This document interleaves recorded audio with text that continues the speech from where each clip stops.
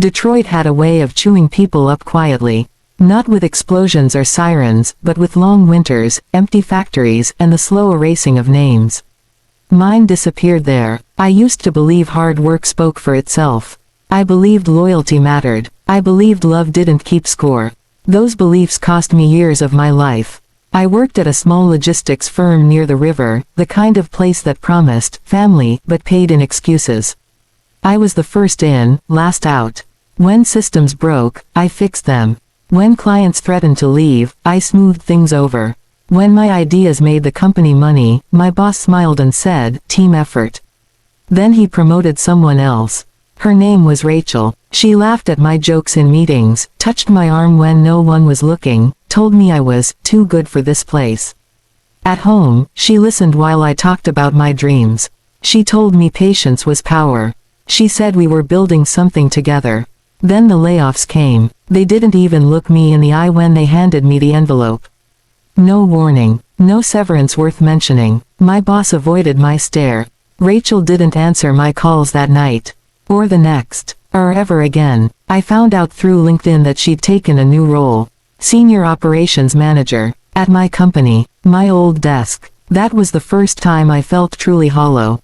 Not angry. Not sad. Empty. Like something essential had been scooped out of my chest and replaced with cold air. I spent months drifting. Cheap apartment. Ramen dinners. Watching snow collect on abandoned buildings like the city itself had given up. I replayed every conversation, every moment I'd stayed quiet when I should have spoken. I blamed myself for believing in people who saw me as a tool.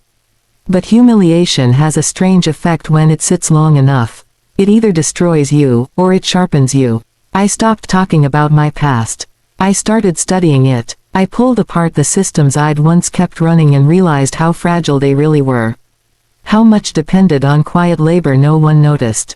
People like me. I took a night job driving deliveries and used the rest of my time to learn. Contracts, compliance, data flows, corporate law basics. Nothing illegal, just knowledge most people were too comfortable to bother with. Detroit taught me patience. You can't rush rust. You can't rush revenge either. I didn't want them to suffer loudly. I wanted them to understand, slowly, what it felt like to lose everything while everyone else pretended not to notice. Years passed. I changed. Leaner, quieter, harder to read. I stopped hoping for apologies.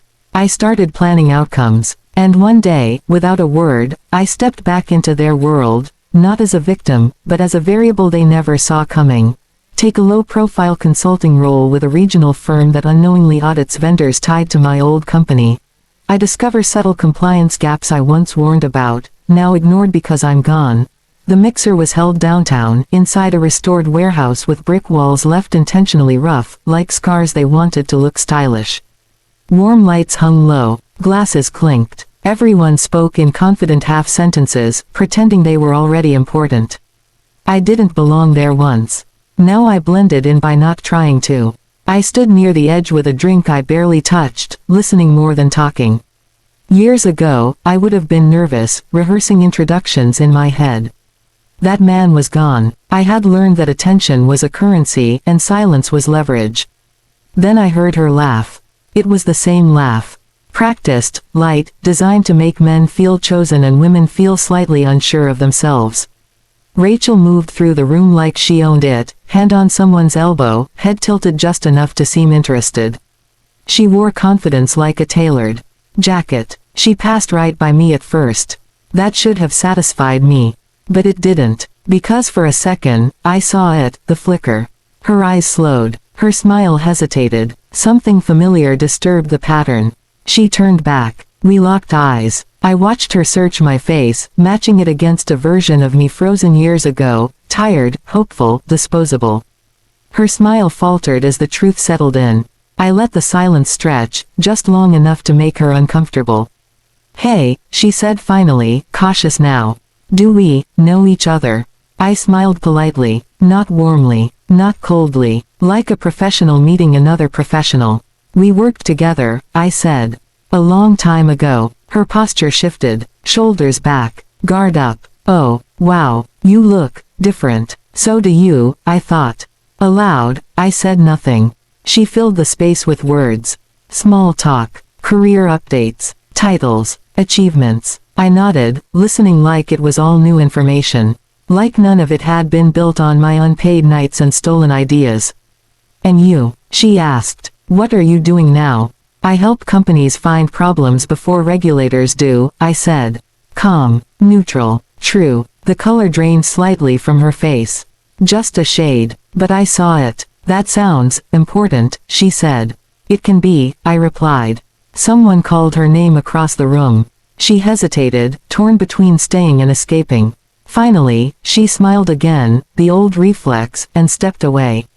As she walked off, I felt it. Not joy, not triumph, control. For the first time, she knew I wasn't beneath her anymore. And worse, she had no idea how far above the ground I was standing. After that night, I didn't reach out.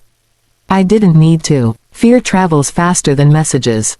Within a week, my firm received a formal request from a national retailer, one of my old company's biggest clients.